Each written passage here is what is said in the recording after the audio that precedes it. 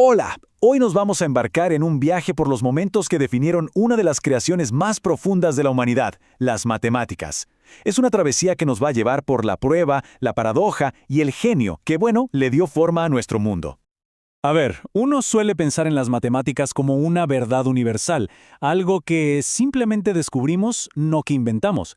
Pero la realidad es que tienen una historia, y vaya qué historia, una llena de genios, de revoluciones y de preguntas que cambiaron por completo nuestra forma de ver el universo.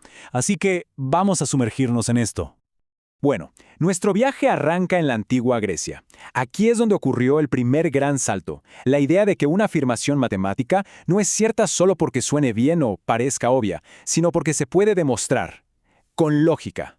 Y el protagonista de ese cambio es este señor Tales de Mileto. Miren, antes de él, el mundo se explicaba con mitos. Él fue de los primeros en decir, un momento, podemos usar la razón. En lugar de aceptar que algo era cierto y ya, él buscaba demostrarlo. Y este es el pilar no solo de las matemáticas, sino de toda la ciencia occidental. Así de importante fue.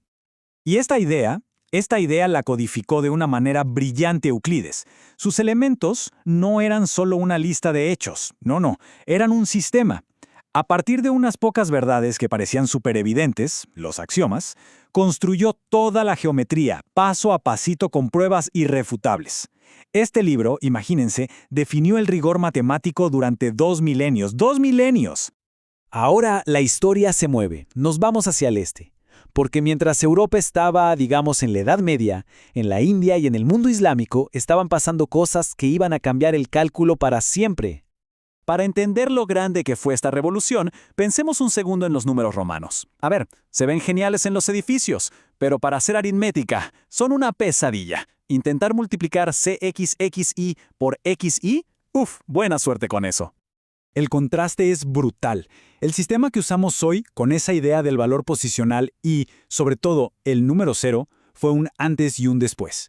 El matemático indio Brahmagupta fue el primero en definir y usar el cero en los cálculos, transformando la aritmética de un dolor de cabeza a una herramienta súper simple y poderosa.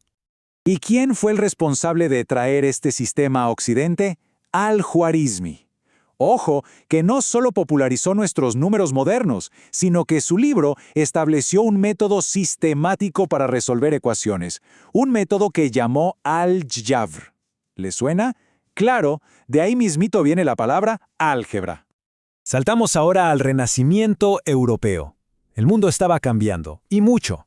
Los científicos querían describir el movimiento de los planetas, la trayectoria de una bala de cañón, pero las matemáticas de Euclides eran estáticas, describían formas que no se movían. Hacía falta una matemática nueva, una matemática para el cambio. Este es el problemón.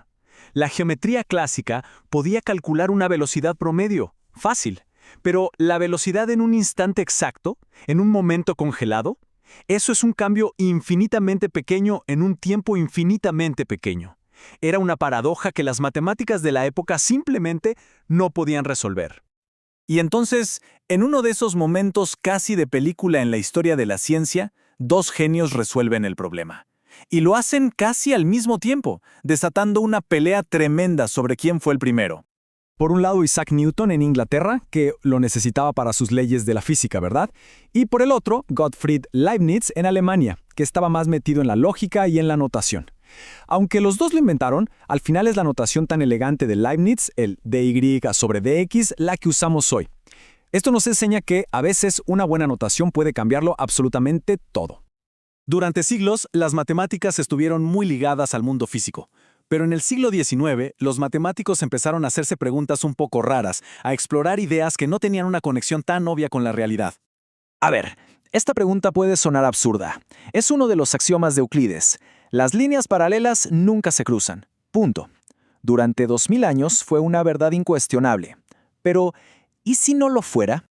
Aquí la clave es esta. Nikolai Lobachevsky se atrevió a imaginar un universo donde las paralelas sí se encuentran, y demostró que se podía construir una geometría totalmente nueva y lógicamente perfecta a partir de esa idea. De repente, ¡pum!, las matemáticas se liberaron. Ya no tenían que describir solo nuestro mundo. Y esto fue como abrir las compuertas. El siglo XIX fue una explosión de creatividad abstracta. Vimos a Cauchy dándole más rigor al cálculo, al joven genio Galois creando la teoría de grupos, la matemática de la simetría, a Riemann imaginando geometrías en superficies curvas, que luego usaría Einstein para la gravedad, y a Cantor jugando con la idea alucinante de que existen diferentes tamaños de infinito. Una locura. Y todo esto nos trae a la era moderna, donde estas ideas tan abstractas encontraron una aplicación increíblemente concreta. ¿Nos acordamos de Al-Khwarizmi, del siglo IX? La idea de un algoritmo, o sea, una receta paso a paso para resolver un problema, es súper antigua. De hecho, su nombre nos dio esa palabra. Y ahora, avancemos 1000 años hasta Alan Turing. Su máquina de Turing es la versión matemática formal de esa misma idea de algoritmo. Es el modelo abstracto que define qué significa computar. Cada computadora, cada celular, es la realización física de esta idea, conectando el siglo XX con el IX. Creo que esta cita de Leopold Kronecker resume nuestro viaje a la perfección. Quizás la idea de contar es algo fundamental, casi natural, pero todo el edificio increíble que hemos explorado, pruebas, cálculo, geometrías extrañas, infinitos, es una construcción humana, una de nuestras creaciones más asombrosas. Y ojo que esta historia se sigue escribiendo, no es algo que terminó hace siglos. Sin ir más lejos, en el 2002, el matemático ruso Grigori Perelman resolvió uno de los problemas más difíciles de la topología, un enigma que había dejado perplejas a las mentes más brillantes durante 100 años. $1 millón. Ese es el premio que Perelman, por cierto, rechazó. Es la cantidad que ofrece el Instituto Clay de Matemáticas por resolver uno de sus 7 problemas del milenio, los enigmas más profundos de nuestros tiempos. Hoy, 6 de esos problemas siguen sin resolverse. La historia de las matemáticas es, en el fondo, la historia de la curiosidad humana, construyendo mundos con pura lógica. Y nos deja con una pregunta. ¿Qué mundos inimaginables nos revelará el próximo capítulo de esta increíble aventura?